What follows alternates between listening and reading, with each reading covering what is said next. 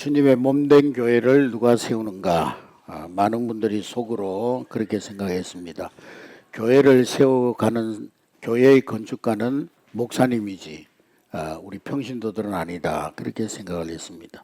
한 남자가 약국에 들어가 가지고 약사한테 약사님, 딸꾹질을 멈추는 약을 좀 달라고 그랬더니만 이 약사가 약을 찾는 척 하다가 갑자기 그 사람이 그냥 싸대기를 팍 때리는 거예요. 그러면서 약사가 하는 말이 딸꾹질 하는데 그 정도 가지고 약 먹는 건 좀 그렇고 딸꾹질 멎었죠? 딱 물어보는 거예요.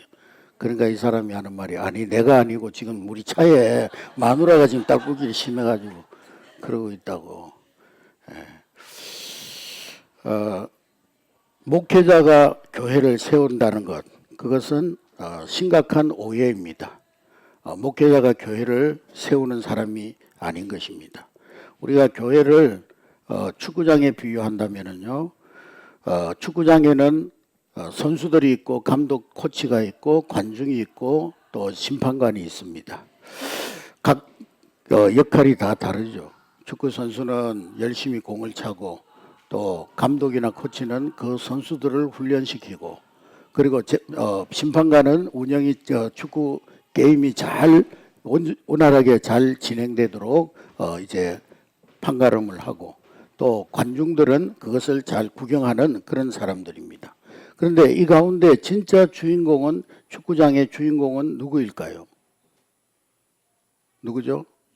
축구장 안 가봐서 모르시는 모양인데, 축구장의 진짜 주인공은 아마 공을 차는 축구 선수일 것입니다. 운동 선수들일 것입니다.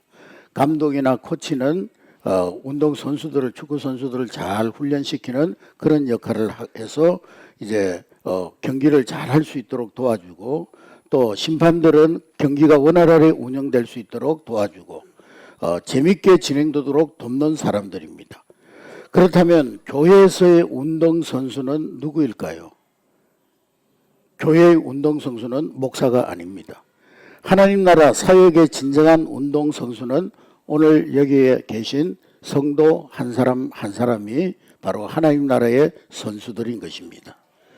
그런데 지금까지 대부분 교회들이 목사들이 운동 선수처럼 뛰었습니다. 그래서 목사들이 열심히 설교도 준비해 설교하고, 기도에도 인도하고, 신방도 하고, 또 작은 교회는 운전도 하고, 그러면서 이 목사들이 탈진할 만큼 뛰었습니다. 그렇게 해서 좀 잘 되면은 성도들이 우리 목사님 잘한다고 박수치고, 또 실수하고 뭐 똥볼 차면은 비난하고, 또 지쳐서 쓰러지면은 깡통 집어 던지고, 또 맥주병 집어 던지면서 저 선수 퇴장시키라고, 저 선수 빨리 쫓아내라고, 꺼져라고 그렇게 소리를 지릅니다. 이것이 오늘 우리 한국 교회의 모습입니다. 그러나 이제는 목회자와 성도는 제자리로 돌아가야 합니다. 목사는 운동선수가 아니라 감독이요 코치입니다. 그렇다면 관중은 누굴까요? 관중은 세상 사람들이죠. 세상 사람들이 우리 성도들을, 교회를 바라보면서 교회와 성도들은 과연 어떤 사람이길래 저렇게 우리하고 다르게 당당하게 살아갈까? 이 어려운 시대 속에서 저 사람들은 어떻게 저렇게 미소를 잃어버리지 않고 힘있게 살아갈 수 있을까? 무엇이 저들에게 품위를 지켜주고 있는 것인가? 왜 저들은 저렇게 행복해 보이는가?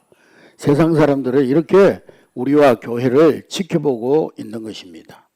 그런데 지금까지 우리 한국교회는 운동선수들은 다 관중 속에 몰아놓고 감독들만 뜀박질하는 그런 경기를 해온 것입니다.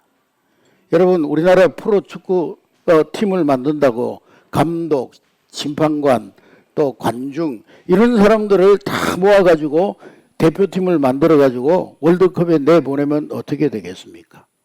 뭐 예선전에도 통과 못하겠지만은 아마 통과해서 나간다 할지라도 10대 0, 20대 0 그렇게 경기가 패배하고 말 것입니다. 교인들을 다 관중 속에 앉혀놓고 목사만 뛰는 게임, 그것은 재미도 없을 뿐더러 결국에는 패배할 수밖에 없는 게임인 것입니다. 오늘 본문 11절 말씀에 보면은 11절 말씀 우리 한번 다 같이 읽겠습니다. 시작.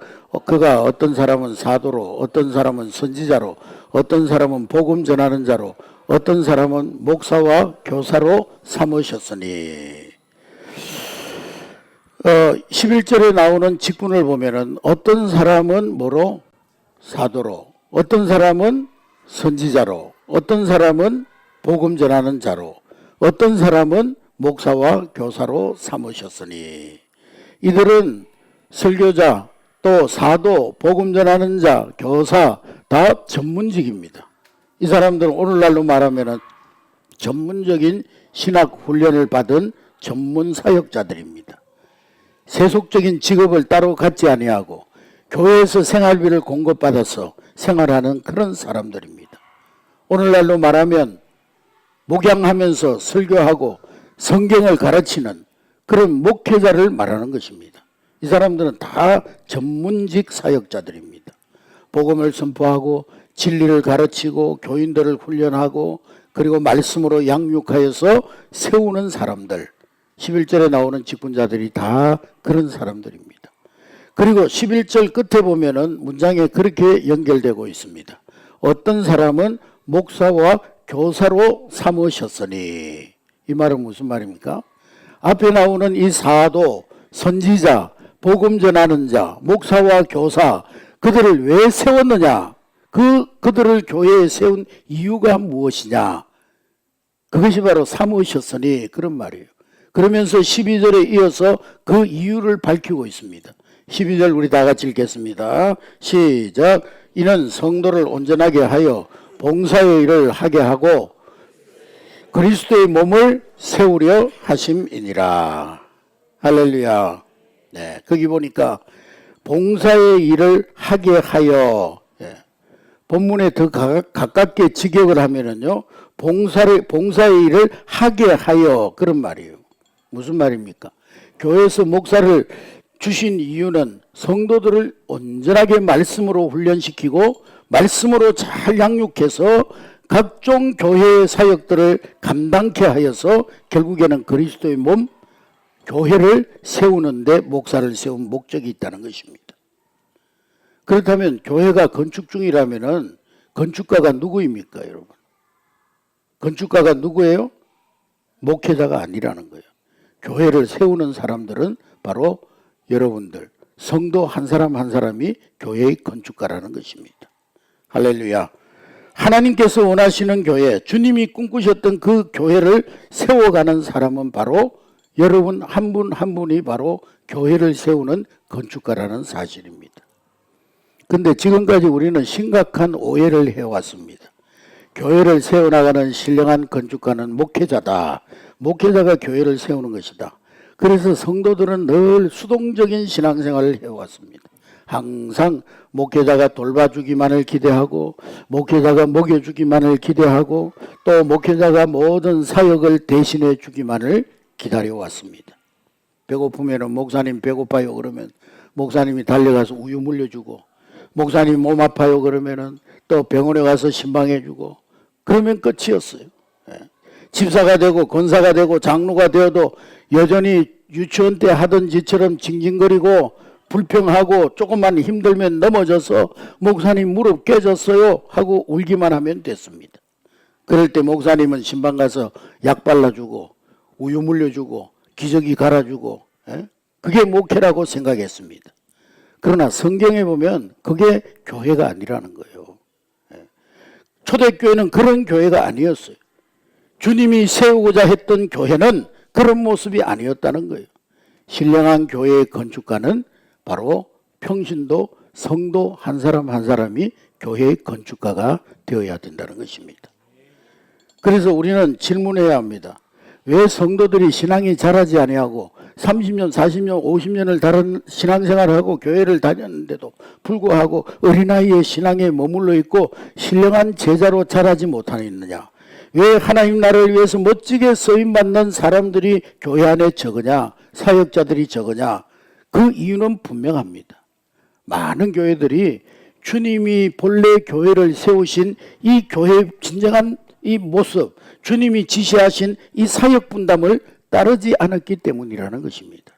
대부분의 교육자들이 자신들이 해야 할 일을 제대로 하지 않고 오히려 성도들이 해야 할 일을 이 목회자들이 빼앗아서 하고 있었다는 사실입니다. 그렇게 될 때 엄청난 문제가 생기게 됩니다.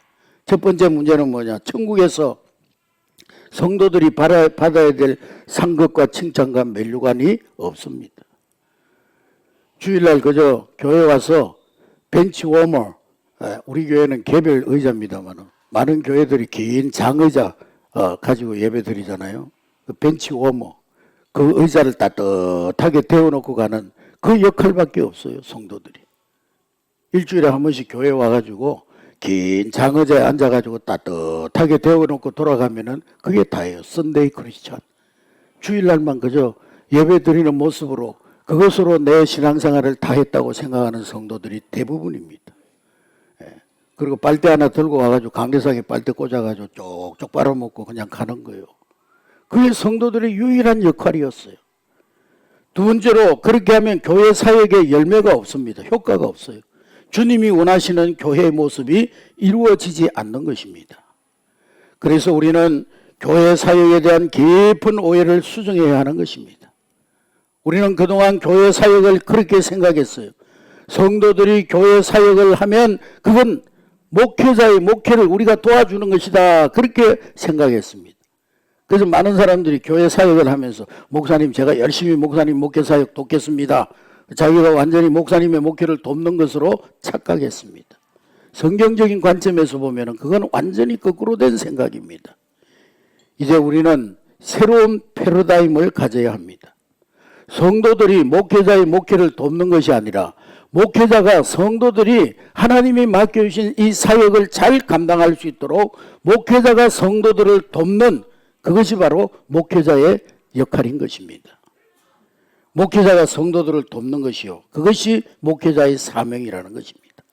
성도들이 사역을 잘 할 수 있도록 말씀으로 훈련시키고 양육해서 거룩한 사역자로 세우고 말씀을 잘 연구해서 하나님의 진리를 성도들에게 잘 깨우쳐주고 성도들을 훈련시켜서 교회에 속한 모든 성도들이 주님 앞에 승리자로 사역자로 서도록 돕는 것, 그것이 바로 목회자의 본질적 사명이라는 것입니다. 저는 이 사명이 제 목회 사역의 목표로 생각하고 지금까지 사역해 왔습니다. 얼마 남지 않은 저의 사역도 그렇게 하고 마무리할 것입니다. 목회자는 성도들을 사역자로 세우는 이 사명을 잘 감당하고 성도들은 각자의 사역을 잘 감당할 때 주님 오시는 그날에 저와 여러분들은 주님 앞에 칭찬받는 목회자, 칭찬받는 사역자가 될 줄로 믿습니다. 너는 목회자로서 역할을 잘 감당했구나. 성도들을 말씀으로 잘 세워서 교회의 사역자로 세우는 일을 잘했구나. 착하고 충성된 종이로다. 김지사, 박권사, 이장로야 잘하였도다. 착하고 충성된 종아. 너는 너에게 주어진 그 재능을 가지고 교회의 사역자로 하나님의 몸된 교회를 잘 세우고 왔구나. 이런 칭찬을 듣게 되는 우리 한내교회 모든 성도들이 될 수 있기를 주의 이름으로 축복합니다. 그래서 교회의 사역은 의무가 아니라 특권입니다. 특권. 따라하겠습니다. 교회의 사역은 의무가 아니라 특권이다. 많은 성도들이 교회 사역을 의무로 생각하기 때문에 힘들다, 어렵다, 못한다 그러는 거예요. 여러분 이 특권을 그 누구에게도 빼앗기지 않게 되기를 주의 이름으로 축복합니다. 그동안 목회자들이 성도들이 이 고귀한 사역을 너무 많이 빼앗아 왔습니다. 이제는 이 사역을 다시 성도들의 손에 돌려줘야 하는 것입니다. 여러분 제1회 종교개혁은 마르틴 루터가 사제들의 손에 들려있는 성경을 빼앗아서 평신도들에게 돌려준 것이 종교개혁입니다. 종교개혁이 제1회 종교개혁이 일어나기 전에는 평신도들은 성경을 가지질 못했어요. 평신도들은 직접 성경을 읽지 못했어요. 사제들이 성경을 읽고 그 성경을 해석해서 가르치면 그게 다였어요. 그래서 사도들이 성경을 잘못 이해하고 가르쳐도 그저 성도들은 아멘하고 받아들이고 뭐 면죄부 같은 이상한 걸 만들어가지고 연옥설 이런 걸 만들어가지고 가르치면 성도들은 그냥 그게 성경에서 잘못됐는지 잘 됐는지도 모르고 그냥 믿었어요. 근데 종교개혁을 통해서 사제들의 손에 들려있던 성경을 평신도들에게 돌려준 것이 제1의 종교개혁입니다. 여러분, 오늘날에 일어나야 될 제2의 종교개혁은 뭐냐? 목회자의 손에 들려있는 사역을 평신도들의 손에 돌려줘야 하는 것입니다. 할렐루야. 우리 교회에서 진행되는 그룹 양육훈련, 1:1 양육훈련, 그로잉, 또 교회 교육사역, 오이코스 전도, 중보기도, 제자사역, 또 그리고 마을학교 사역, 식당 섬김, 또 새가족 섬김, 성가대 찬양단, 예배 섬김, 이 모든 것들이 다 평신도들의 사역인 것입니다. 오늘도 주부에 이제 사역 지원서를 여러분들에게 다 나눠드렸는데, 여러분 한 성도도 빠짐없이 여러분 이 사역 지원서를 잘 작성해서 내가 2026년도에는 한 가지 이상 사역에 지원하겠다. 어떤 분은 그런 분이 있어요. 목사님, 나는 재능도 없고 뭐 그냥 아무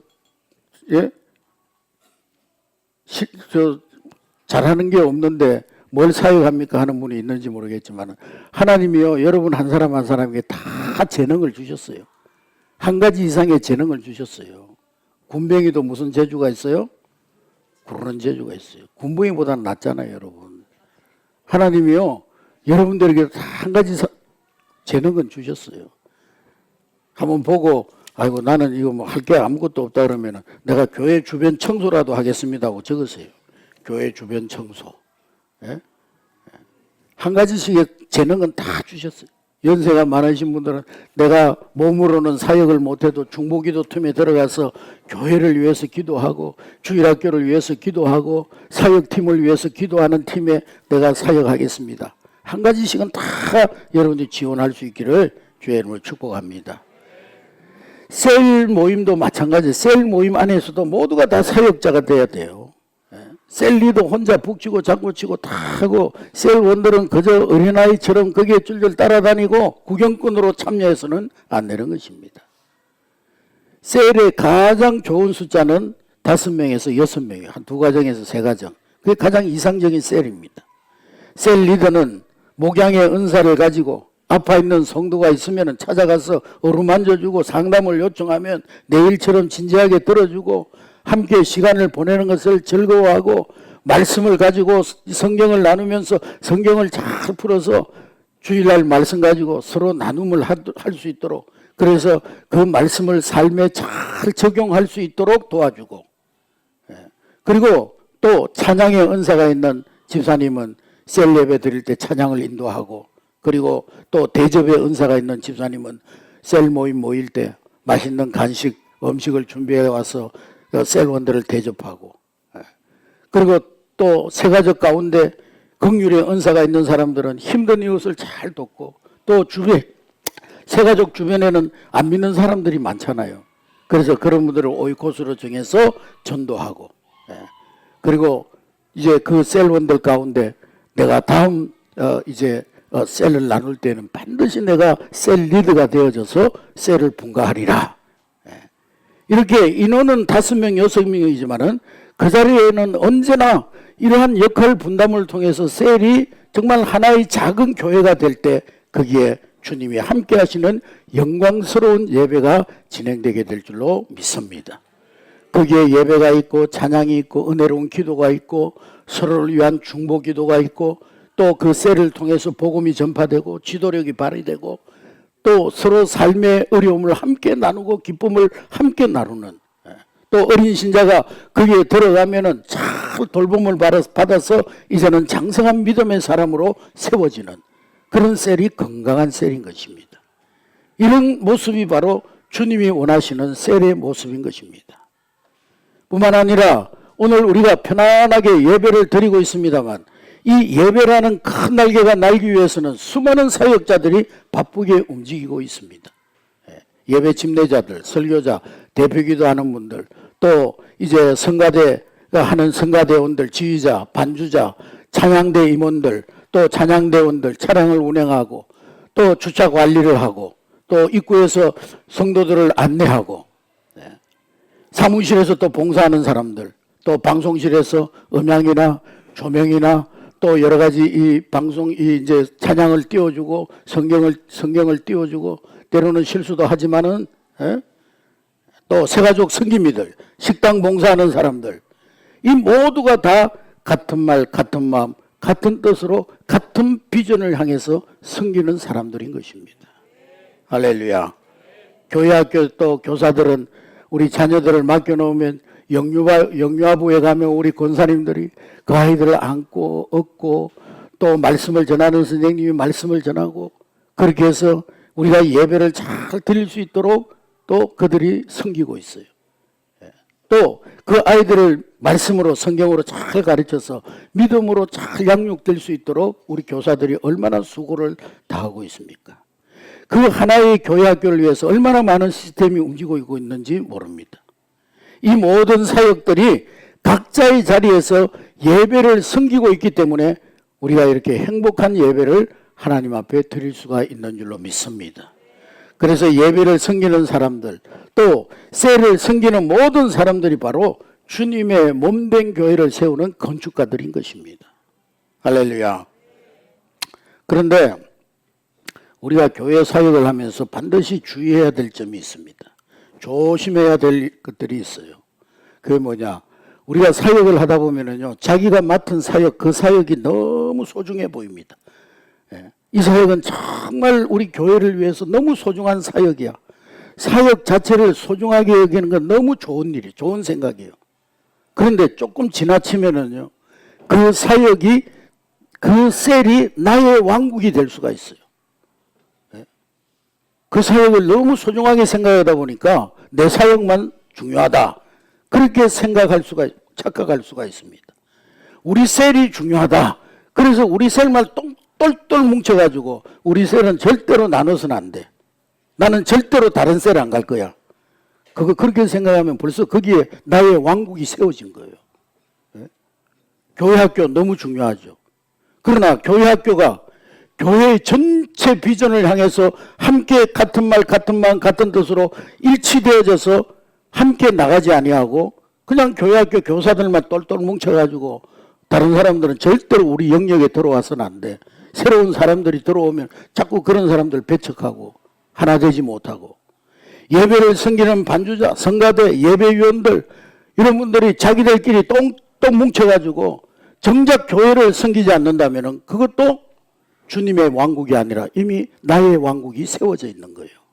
절대로 나의 왕국을 세워서는 안 되는 것입니다. 우리 교회의 모든 사역의 방향은 우리 한내교회에서 이루어지는 모든 사역은 주님의 몸된 교회를 섬기고 우리 교회 전체의 비전과 일치되어 한 방향으로 나아가야 되는 것입니다. 할렐루야. 교회에서는 막 전도하려고 지금 오이코스 하고 있는데 자기 팀들만 엉뚱한 방향으로 같이 막 그냥 어디 가고 이러면 안 되는 거죠. 교회에서 이런 한 방향을 향해서 나아갈 때 모든 사역팀들이 그 방향을 향해서 그 방향에 맞추어서 나가야 되는 거예요. 여러분 성가대에서 우리 전태진 권사님이 지휘하는데 소프라노, 엘토, 베이스, 테너 다 자기 그 파트에서 그 한 곡을 중심으로 해가지고 이렇게 불러야 돼. 오늘 뭐 불렀죠? 오늘 노래 찬양 뭐 불렀지? 주의 귀한 사랑 부르는데 어떤 사람 나 이 찬양 마음에 안 들어. 내가 주인 삼은 일부 예배 때 부른 찬송 그거 부를 거야 그러고 딴 노래 불러봐요. 어떻게 그게 하나님 앞에 아름다운 찬양이 되겠습니까? 내 마음에 들어도 안 들어도 오늘 지휘자가 정해가지고 부르는 찬양이 있다면 거기에 다 맞추어서 하모니를 이루어야 하나님 앞에 올려지는 찬양이 되지 않겠습니까, 여러분? 할렐루야.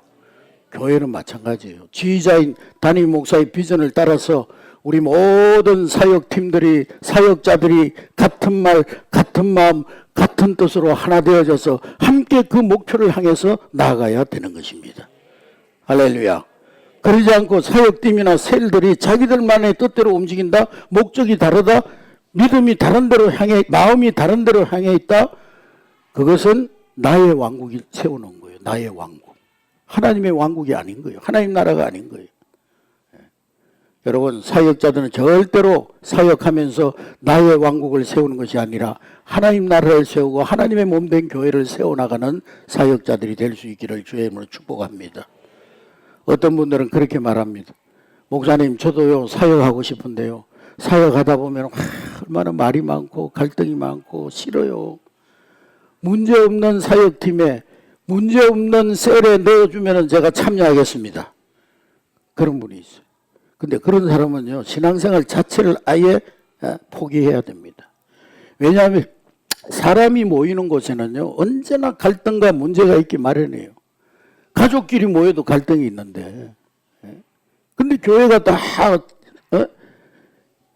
나이가 다르고 성향이 다르고 또 출신이 다른 사람들이 모였는데 갈등이 없다? 불가능한 일이에요. 갈등은 있기 마련이에요. 근데 문제가 아니라 그 문제를 어떻게 극복해 나가느냐가 진짜 신앙생활인 거예요. 할렐루야. 그 문제를 통해서 내가 주님의 몸된 교회를 어떻게 더 잘 섬길 수 있을까를 배우는 것이 참된 신앙의 자세인 것입니다. 문제가 있으니까 나는 교회를 떠나겠다. 문제가 있으니까 나는 셀을 떠나겠다. 문제가 있으니까 나는 사역팀을 떠나겠다. 그건 건강한 신앙이 아닌 것입니다. 문제를 극복해 나가면서 하나님 나라의 상급을 쌓아가야 하는 것입니다. 문제를 극복하는 과정 속에서 서로 상처를 치유하고 어루만지고 주님의 몸된 교회를 세워가는 것입니다. 어떤 사람들은 세상적인 이익을 위해 소그룹에 참여하거나 교회 사역에 참여하는 사람이 있어요. 우리 한내교회는 그런 분이 없지만 큰 교회 가면 그런 분이 많대요. 내가 저기 큰 교회니까 저기 가서 신앙생활하면 내 사업에 도움이 되겠지. 내 파트너를 찾을 수 있겠지. 장사가 잘 될지도 몰라. 이런 마음으로 교회 사역에 참여한다든지 셀 모임에 들어온다면은 그 그룹에 상처를 남길 뿐만 아니라 자기도 상처를 받게 됩니다. 여러분, 교회는 세상의 더러운 일을 취하기 위해서 찾아오는 것이 아닙니다. 주님의 몸된 교회를 함께 세워가는 것이 우리 교회 공동체입니다. 할렐루야. 그러므로 여러분, 제가 다시 한번 부탁드리지만은 교회 안에서 성도들 간에 자신의 어떤 사사로운 영업을 하시지 마시기 바랍니다. 그래서는 안 되는 거예요. 교회 안에서는. 교회를 떠나서는 몰라도 교회 안에서 사사로운 영업을 한다든지 사사로운 자기의 어떤 목적을 위해서 금전 거래를 한다든지 하시지 마시기 바랍니다. 또 어떤 사람들은 그룹 안에서 자기와 똑같은 정치 성향을 공유해 주기를 기대합니다. 그래서 모임 때마다 다 뭐 정치 얘기하고 뭐 다른 이런 얘기하고 그리고 또 자기 정치 성향하고 다르면은 틀렸다고 얘기하고 정죄하고 배척하고 자기 성향만 옳다고 주장합니다. 여러분, 셀에서나 교회에서 모일 때는 절대로 정치 이야기 될 수 있으면 하지 마시기 바랍니다. 여러분, 여기 100사람이 있으면 100사람 다 생각이 달라요. 다 정치적인 성향이 다 달라요. 여러분, 우리가 교회 와서 하나님을 알아가고 신앙생활에 서로 협력하기도 시간이 턱없이 부족합니다. 하나님 일하기도 턱없이 부족한데 왜 쓸데없이 그런 얘기를 통해서 서로 갈등하고 분쟁과 다툼을 일으키는 겁니까? 불평과 원망도 마찬가지입니다. 교회 안에서 부정적인 언어, 비판적인 태도, 공동체에 상처를 주는 말, 그것은 우리의 공동체를 깨뜨릴 뿐만 아니라 우리의 행복한 신앙생활에서 멀어지게 만듭니다. 그러므로 교회의 비전과 상관없는 자기의 비전을, 자기의 목표를 공동체 안에 관철시키려고 해서는 안 되는 것입니다. 오직 주의 거룩한 뜻이 세워질 수 있도록 여러분, 교회의 그 전체적인 방향을 향해서 같은 말, 같은 마음, 같은 뜻으로 같은 열매를 맺기 위해서 달려가는 우리 한내교회 공동체가 될 수 있기를 주님의 이름으로 축복합니다. 그래서 사랑하는 성도 여러분, 사역은 의무가 아니라 특권이에요. 특권. 따라하겠습니다. 사역은 의무가 아니라 특권이다. 다시 한번, 사역은 짐이 아니라 축복이다. 그렇습니다. 사역은 하나님 나라의 면류관입니다. 사역은 성도들의 영광입니다. 이 면류관을 빼앗기지 않기를 주의 이름으로 축복합니다.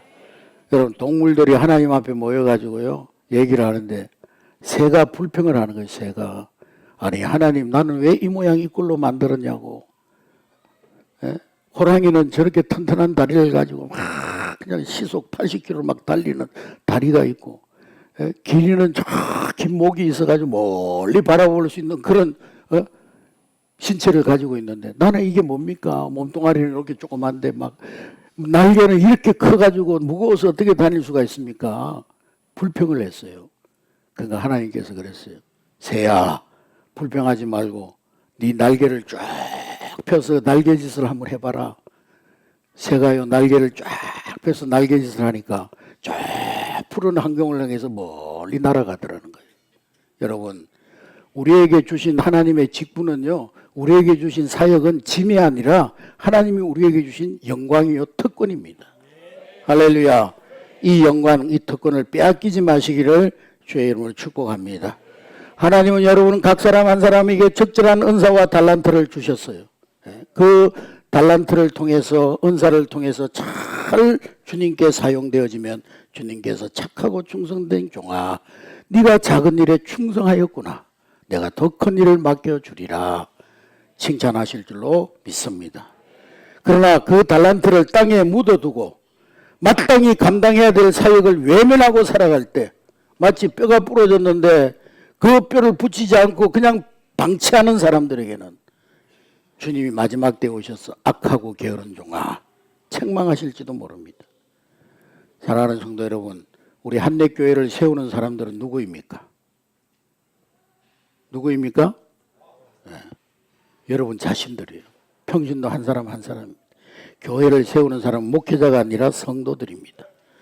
그리스도의 몸을 멋지게 세우기 위해서 여러분들은 사역의 현장으로 뛰어 들어가야 하는 것입니다. 해도 되고 안 해도 되는 게 아니에요. 선택 과목이 아니라 필수 과목입니다. 사역하다 보면은요, 때로는 상처를 주고받기도 해요.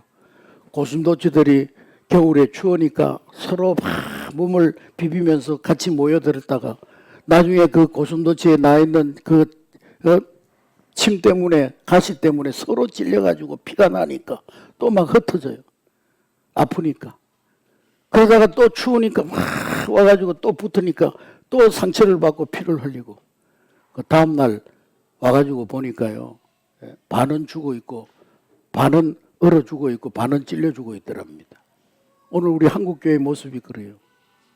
사역하다가 서로 상처를 주고 서로 상처를 받기도 하고. 여러분, 현대인들은 너무 춥고, 너도 춥고 나도 춥습니다. 너도 아프고 나도 아파요. 그래서 우리는 서로를 감싸주는 공동체, 주님의 몸된 교회를 함께 세워가야 될 줄로 믿습니다. 그렇게 할 때 초대교회처럼 세상을 정복하는 한내교회가 될 줄로 믿습니다. 우리 한내교회를 통해서 사단의 경관진이 무너지고 우리 보령을 복음으로 정복하고 복음의 마지막 주자로서 땅끝까지 복음 전하는 일에 우리 한내교회가 크게 쓰임받게 될 줄로 믿습니다. 이 모든 사역에 주님의 몸된 교회를 세우는 사람으로 여러분 한 사람 한 사람이 부름받으셨다는 사실을 기억할 수 있기를 주의 이름으로 축복합니다.